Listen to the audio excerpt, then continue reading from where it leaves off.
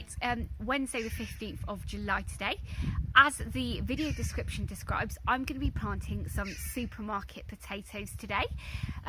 It's hard to believe that it is halfway through July now, because in my last videos the weather was really nice and hot, and now it's gone back to being grey and glum.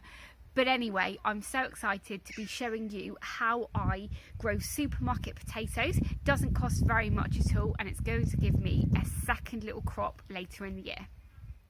So if you're a seasoned gardener, you'll already know that it's really easy to grow potatoes from shop bought ones. You've probably done it loads of times in the past. You may do it every year or every now and then, I don't know. But it really is so simple. Now, the potatoes I've got here are called Desiree, and the variety is an early main crop potato. So these potatoes do best when they've had about sort of 15 to 17 weeks in the ground, and we're just at the middle of July now. So if I plant these potatoes today, we should have some nice potatoes around late October to early November. Now, as we head past we've had the longest day now. Every single day is getting slightly shorter.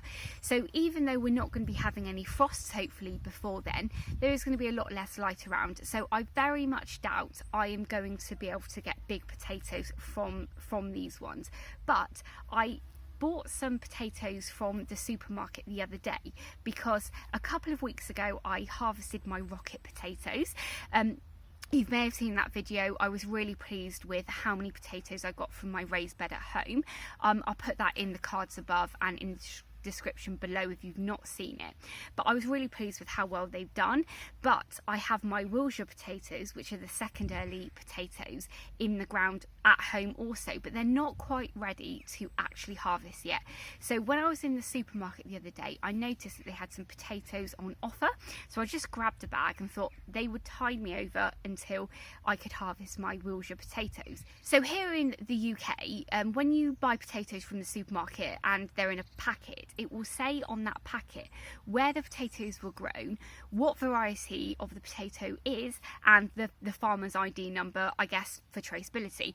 So I was able to find out from the bag of potatoes that these were Desiree, which means I kind of know what to expect with them. So if you ever do grow shop bought potatoes that you've still got the packaging for, just have a look on there, because you'll be able to know if it's like, one that will be just really good to lift quite early, or one that will be good for potatoes that you can have in the winter.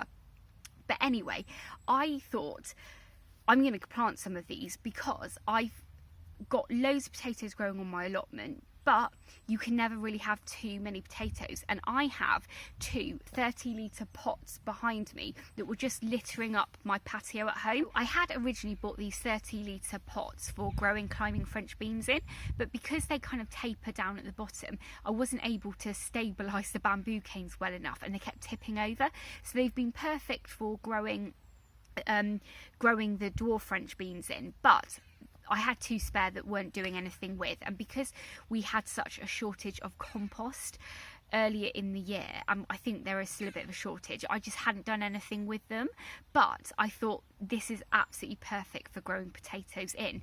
Now, already in these pots, I've just put some weeds at the bottom, some grass clippings, and a couple of handfuls of chicken manure pellets in there. But what I'm going to do then after is just fill it up with topsoil from the garden. So it's perfect to do this because it's not going to actually cost me anything. And I've got this area of the allotment which is just covered in grass clippings, and I wasn't actually planning on growing anything in the ground here this year, so it's absolutely perfect. Anyway, that's enough of me talking. Let's get these potatoes planted. So as I've already mentioned, I've got some kind of weeds at the very bottom, some grass clippings, and then some chicken manure pellets. With a potato, when you put the seed potato in, it only draws nutrients from below the potato. So you just need to make sure whatever you're planting the potato on has enough nutrients to feed the plant and make some really lovely big potatoes. So what I'm going to do now is just put some topsoil from the allotment in. So there's a really nice base for the potatoes to grow. Then I'm just going to put 2 potatoes in the pot here. Now these are main crop potatoes, so they do get quite big, but as I've already said, we're quite late in the year now, so they probably won't get humongous. And as you can see, these are actually quite small potatoes anyway. So then what I'm going to do is just cover these ones with another pot of soil. And I'm just going to leave it like this now until they start sprouting.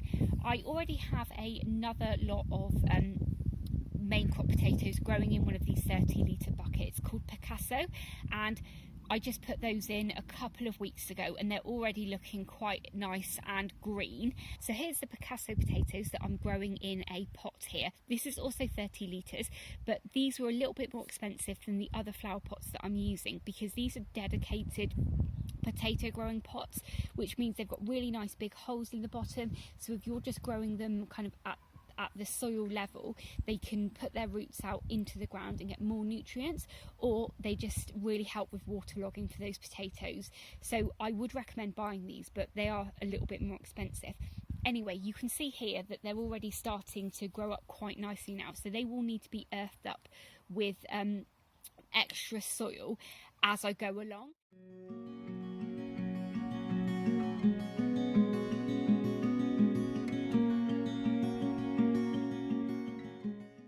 So there you go, that really is how easy it is to grow store-bought potatoes, and it's definitely worth giving it a go because it doesn't cost anything. As you can see here, I had some pots spare and some potatoes spare and some ground spare, so it's definitely worth giving it a go. And I'm sure there's a lot of you here watching this that probably does have some soft or sprouty potatoes in the back of the cupboard that are just screaming to be planted, and you can never have too many potatoes.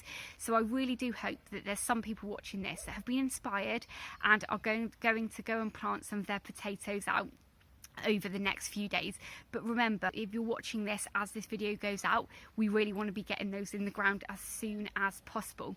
But anyway, I'm heading off home now. Thank you so much for watching me today. If this is the first time you're watching me, please do hit that subscribe button and ring the bell so you can be notified of all of my latest videos. YouTube have some videos up on the screen now that they think you'll like, so please go ahead and watch those, and I will catch you in the next episode. Bye!